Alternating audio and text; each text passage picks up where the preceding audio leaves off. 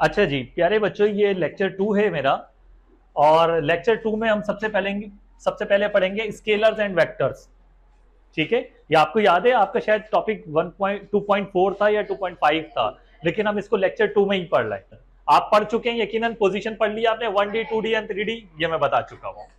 इसके बाद अब जो बारी आएगी स्केलर एंड वेक्टर के बाद, पोजीशन मैंने आपको पढ़ा दिया, 1 डायमेंशन भी, 2 डायमेंशन भी, 3 डायमेंशन भी। डिस्टेंस आएगा 1 डायमेंशन, क्योंकि मैंने बताया था कि आप 1 डायमेंशन से मुतालिक आपकी इक्वेशन ऑफ मोशंस है।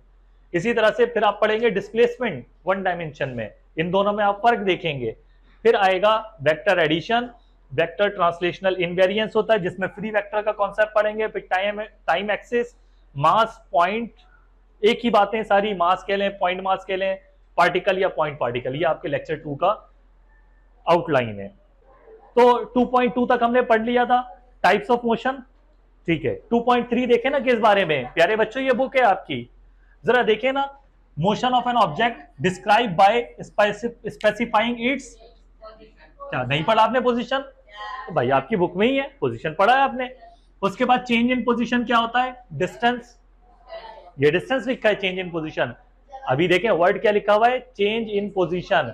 अभी आप खुद रियलाइज कर लेंगे कि चेंज इन पोजीशन डिस्टेंस ही होता है। ठीक है, फिर स्पीड, वेलोसिटी एंड एक्सेलरेशन, इसी पे आगे बढ़ रहे हैं। तो हमारा नेक्स्ट टारगेट क्या है? पोजीशन हमने पढ़ लिया, 2.3 का ही टॉपिक है। अब आना है हमें चेंज इन पोजीशन पे। तो इसके बाद वाला टॉपिक है आपका स्केलर एंड वेक्टर। तो मैं पहले स्केलर एंड वेक्टर पढ़ाऊंगा, उसके बाद चेंज इन पोजीशन उसी के एतबार से लेके आऊंगा। प्यारे बच्चों, ये आप देखें कि आपका पहला टॉपिक है डिस्टेंस एंड डिस्प्लेसमेंट। इसमें यह बताया गया है कि ये दो पॉइंट्स हैं ए और बी। ये जो सबसे छोटा आपको लाइन नजर आ रही है, स्ट्रेट लाइन, ये डिस्प्लेसमेंट है। और ये वाला जो पाथ है जो 16 किलोमीटर का है, ये डिस्टेंस है। जो लंबा पाथ होगा, जो लंबा सफर होगा, और ये जो नीचे 24 किलोमीटर वाला है, ये भी डिस्टेंस है। लंबा डिस्टेंस होता है, और जो शॉर्टेस्ट पॉसिबल पाथ होता है वो क्या होता है? डिस्प्लेसमेंट। ये शायद आप पहले पढ़ भी चुके होंगे। ठीक है, लेकिन इससे आपको कोई बात समझ नहीं आने लगी कि असल में डिस्टेंस और डिस्प्लेसमेंट में क्या फर्क है। इस डायग्राम से आपको कुछ नहीं समझ आने लगा जो आपकी बुक में दी गई है। आप कभी फील ही नहीं कर पाएंगे इस बात को, दिमागी तौर पे एक्सेप्ट ही नहीं कर पाएंगे कि डिस्टेंस डिस्प्लेसमेंट है क्या आखिर। भाई सवाल पैदा होता है ना, मैं पूछता हूं आपसे, क्यों शॉर्टेस्ट पाथ डिस्प्लेसमेंट है? ये डिस्टेंस ही क्यों है लंबा वाला? ठीक है ना सवाल, ये क्यों? मुझे जवाब दें, ये जानना बहुत जरूरी है क्यों। ठीक है, तो पहले हम आते हैं डिस्टेंस पर, फिर हम आएंगे डिस्प्लेसमेंट पे। 1 डायमेंशन, 1 डायमेंशन के बाद मैं आपको छोटा सा ओवरव्यू दूंगा 2 डायमेंशन का, उसमें आपको ये समझ आ जाएगा। ऑटोमेटिक एडिशन ऑफ वेक्टर के बाद, इस टॉपिक के बाद आपको ऑटोमेटिक ये डायग्राम खुद रियलाइज कर लेंगे आप। एडिशन ऑफ वेक्टर के बाद आप ऑटोमेटिक 2 डायमेंशन पे, ये 1D है, 2D पे आप रियलाइज कर लेंगे कि क्यों सबसे छोटा पाथ डिस्प्लेसमेंट होता है और लॉन्गेस्ट पाथ डिस्टेंस होता है। ये क्यों का जवाब मिलेगा तब। सबसे पहले पहला टॉपिक स्केलर्स एंड वेक्टर्स। इसको हम ऐसे समझते हैं, देखिए हम अपनी दुनिया में जब गौर करते हैं तो हमारे पास दो तरह की क्वांटिटीज होती हैं, फिजिकल क्वांटिटीज जिनको हम मेजर करना चाहते हैं। मिसाल के तौर पर कुछ क्वांटिटीज ऐसी हैं, जैसे मैं दुकान पे जाता हूं सौदा लेने, ठीक है, मैं उसको कहता हूं कि 2 आटा दे दो, क्या बात मेरी मुकम्मल हो गई? नहीं। अगर मैं कहता हूं किलो आटा दे दो, क्या अब बात मुकम्मल हो गई? नहीं। मैंने पहले एक मालूमात दी 2, उसके बाद मैंने कहा किलो। अगर सिर्फ मैं ये वाली मालूमात दूंगा तब भी जुमला मुकम्मल नहीं होगा। क्या है? मालूमात इनसफिशिएंट है, मुकम्मल नहीं है। सिर्फ ये कह दूं तब भी मुकम्मल नहीं है, सिर्फ ये कह दूं तब भी मुकम्मल नहीं है। इसका मतलब किलो के साथ मुझे नंबर बताना जरूरी है और नंबर के साथ किलो बताना जरूरी है। अब ये किलो क्या है? ये किलोग्राम जो है, ये है प्यारे बच्चों यूनिट। ठीक है, और ये जो 2 है, ये है मैग्नीट्यूड या क्वांटिटी। ठीक है, इसके हम मुख्तलिफ नाम रखते हैं, मैग्नीट्यूड भी कह देते हैं, क्वांटिटी भी कह सकते हैं, और स्ट्रेंथ भी कह सकते हैं। ठीक है, अगर ये ताकत होगी तो स्ट्रेंथ भी कह सकते हैं। यहां तक क्लियर है बात? ओके, मैंने जैसे ही कहा 2 किलोग्राम आटा दे दो, मैंने मैग्नीट्यूड भी बता दिया और यूनिट भी बता दी। क्या बात मुकम्मल हो गई? यकीनन हो गई। ठीक है, मैं चाहता यूनिट बदल सकता हूं, मैं यकीनन बदल सकता हूं। मैं कहूं उसको 2 ग्राम आटा दे दो, 2 पाउंड का केक दे दो, ठीक है। अच्छा, यूनिट चेंज करके देख लिया, ये तमाम यूनिट्स किलोग्राम, ग्राम, पाउंड, ये तमाम की तमाम यूनिट्स किसकी हैं? वजन की है, मास की है। फिजिक्स की दुनिया में मास एंड वेट डिफरेंट है, जब वो उस टॉपिक पे आएंगे तब फर्क बताऊंगा, अभी आम जबान की बात कर रहे हैं। अभी मैग्नीट्यूड भी बदल सकते हैं, मैं 5 किलोग्राम आटा भी कह सकता था, बात मुकम्मल हो जाएगी। दो मालूमात चाहिए हमें, एक मैग्नीट्यूड और एक यूनिट।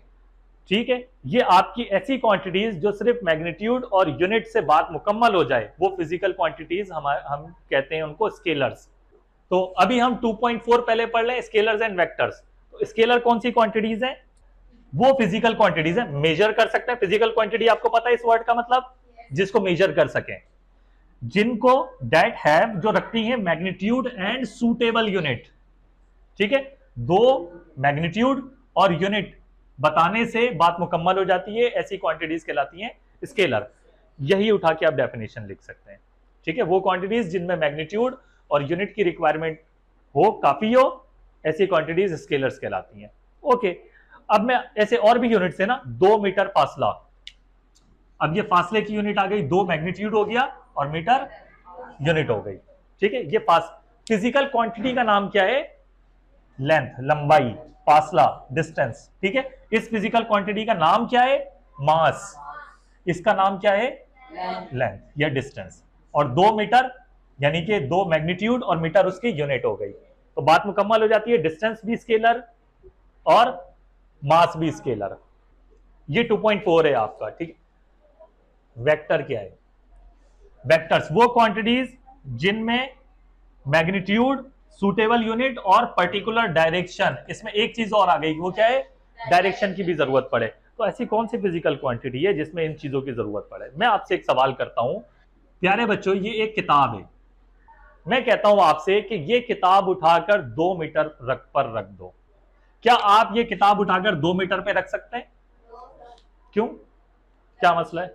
मैं आपसे कहूं कि मैं आपसे ये कहूं कि ये पेन उठाकर 2 मीटर पे रख दो, आप इसको रख सकते हैं 2 मीटर? मैं दोनों बातें बता रहा हूं, मैग्नीट्यूड भी बता रहा हूं, यूनिट भी बता रहा हूं, क्यों नहीं रख सकते? क्या प्रॉब्लम है इसको रखने में? आपका सवाल होगा, सर कहां मैं कहूं यहां पे चेयर रखी हो, मैं कहूं 2 मीटर पे रख दो, अब आप चेयर उठाओगे, सर कहां 2 मीटर? ये इनसुफिशिएंट है, 2 मालूमात बता चुका हूं, आप चेयर उठा के खड़े रहेंगे, सर ये तो बताएं कहां? ये कहां क्या है वर्ड? ये वर्ड जो कहां नामुकम्मल मालूमात है, वो क्या है? कहां। आप जानना चाहते हैं डायरेक्शन, या तो मैं इशारे से कहूंगा वहां, अब आप 2 मीटर पे उठा के रख देंगे यहां, मैं इशारे से कहूंगा वहां, आप उठा के रख देंगे यहां। ठीक है, इसका मतलब कि यहां से यहां भी ये 2 मीटर है और ये पूरे सर्किल में 2 मीटर फासला होता है, इसलिए आपको नहीं पता लग रहा था कि मैंने कहां रखना है। भाई यहां भी 2 मीटर बन रहा था, यहां भी 2 मीटर बन रहा था, यहां भी 2 मीटर बन रहा था, तो ये सब जगह 2 मीटर बन रहा था, तो यहां पे डायरेक्शन बताना जरूरी है। ऐसी क्वांटिटीज जिनमें मैग्नीट्यूड की भी जरूरत हो, यूनिट की भी जरूरत हो और डायरेक्शन की भी जरूरत हो, तो क्या ऐसी क्वांटिटीज क्या मौजूद नहीं है हमारी दुनिया में? है ना, अभी तो एग्जाम्पल दी है। ठीक है, तो ऐसी क्वांटिटीज जिनमें डायरेक्शन भी चाहिए हो, मैग्नीट्यूड और यूनिट के साथ, वेक्टर्स कहलाती हैं। यही डेफिनेशन है आपकी।